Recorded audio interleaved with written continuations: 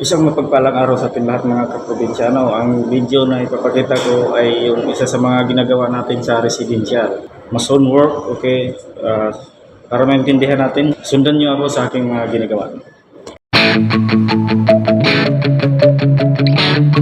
Okay mga kaprobinsyano, lagyan natin ng buhangin. Ay, gravita na maliliit.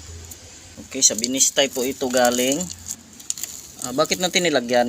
Dahil para ay tumibay po siya, no? Kasi sabi ng may-ari, dagdagan pa daw natin ng 2 cm mula sa ito, kasi yung hinabol ko, sabi ni sir, dagdagan pa daw ng 2 cm.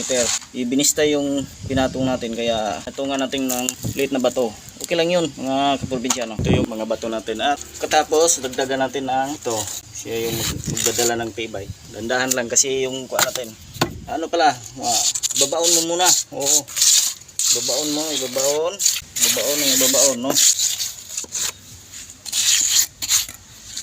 Bakit? Para bumaon yung mga bato, parang nahalo na rin. Okay, yun. At saka pa natin lagyan ng ganito, simento ulit, halo. Okay, para takpan yung mga bato at tumibay siya. Pwede rin nyo itong gawin sa mga flooring. Kung halimbawa hindi magkasya yung halo nyo, kailangan yung kasyahin na lang. Pwede dito kasi wala na kayong simento, wala na kayong yun, simento kasi yung pinakaunang kuan eh. At saka wala na kayong ibang materyales kundi bato na lang talaga, wala na kayong buhangin, yun. Pwede ito para magkasya talaga yung halo natin. Tapos yun, kita nyo wala nang bato. Pwede po nyo dagdagan na ulit. Okay. May babaon lang kasi yan eh. Babaon lang yun. Yun, buburan nyo ng bato. Kasi para tumibay yan. Kasi binistay na yung kuha natin eh. Yan. May baon na oh. Saan pa bang bato makikita natin dyan? Wala na. Kasi naibaon na. Siguro yun na yung pagbaon. Hindi siya sumubra sa inyong gustong level. Baka yung lalagay niyo ganito kalaki. Hindi talaga pwede yan. Kasi pipinish pa natin. So nga pala, mahirap ito gawin. Kasi nga parang nabibilang ito sa punsless. Mabusisi rin. Kailangan mong mapinish yung ilalim, yung gilid, yung dito sa taas. Yan. Yan lang siya. Diba?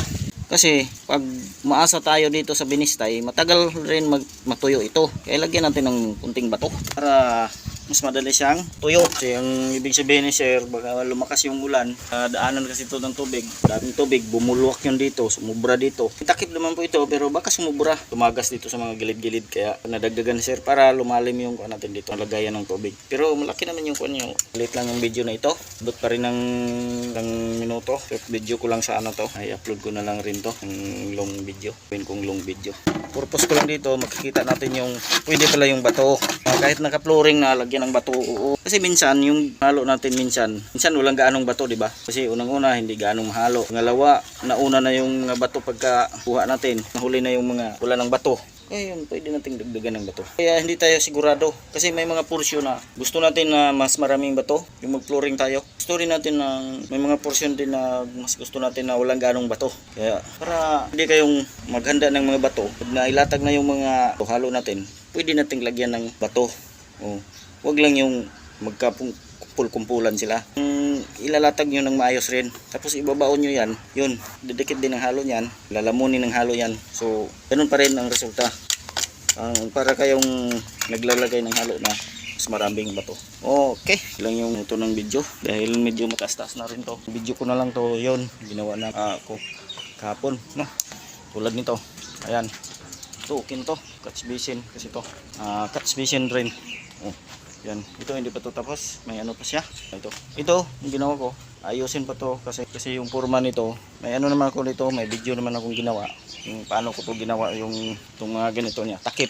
Tingnan lang natin doon, video apo na, pero kasi mabusi siya yung ginawa natin eh. Pero di bale, sinisikap talaga natin. Okay. Kaya ito, ipapagawa rin ni sir. Kapin natin mahabol to para mas malaki-laki yung kasi yung maggawa ka ng ganyan yan, kasi mas marami yung maggawa.